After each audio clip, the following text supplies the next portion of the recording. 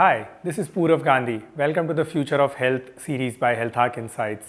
The topic for discussion on this video is miniaturization in medical devices. Miniaturization is a big deal when it comes to medical devices.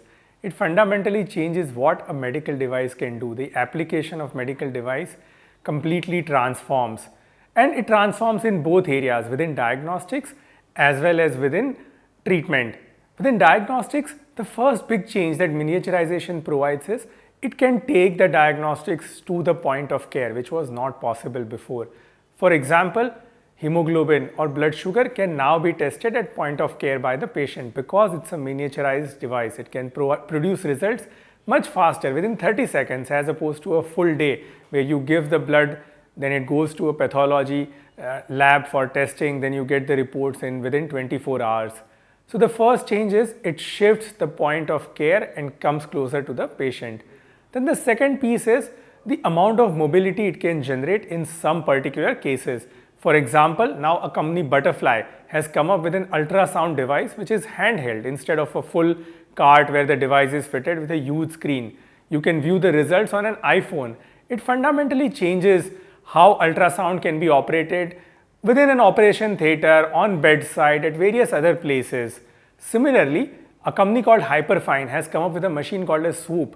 This is a portable MRI machine which can take MRI to various places, which otherwise is a humongous, huge setup.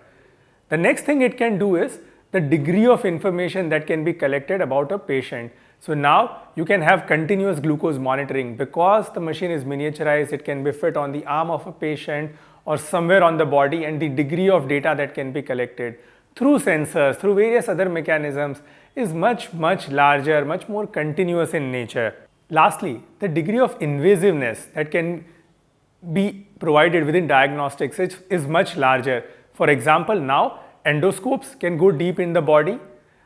You don't even need endoscopes. A pill can be swallowed and the pill would have camera and the pill would record the inner movement, the inner structure of your entire GIT, and now can be viewed by a physician without having to even insert an endoscope. Right? So now miniaturization can provide all these advantages in diagnostics. Miniaturization is also playing a huge role within treatment. Now minimally accessible surgeries are possible because of miniaturization. You can have a small keyhole through which you can enter the body and complete an entire surgery. For example, if you are trying to reach a particular coronary artery near the heart, which is a sensitive area, you could actually enter through a radial artery in the hand or a femoral artery near your hip. And then a small guide wire will reach all the way. Then it will know how to dissolve a particular clot. It would know how to place a very small micro stent within the artery. The stent will release its medication as well, will have a long life. All this is again possible because of miniaturization. Miniaturization now can also act in terms of small pacemakers. So pacemakers historically, as some of you might be aware, were much larger in size. You could actually see it from outside the body. The battery had to be changed. Now there are pacemakers where the battery does not need to be changed over the lifetime of a patient. It's as small as a small coin, does not need to be connected to anything else, and is completely operating on its own within the body. So these are the kind of changes that miniaturization has brought across different disease areas.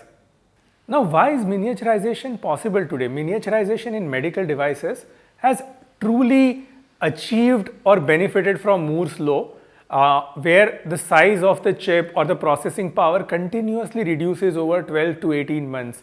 This is possible because now you don't always need complex molds. 3D printing can help you generate these small microchips or micro devices. There are flexible chips or flexible PCBs which are no longer solid, and hence again a lot of miniaturization is possible. Even the way the molds work within the medical device field have changed and improved significantly. So this is a very interesting dimension on how care is delivered and what all can be achieved.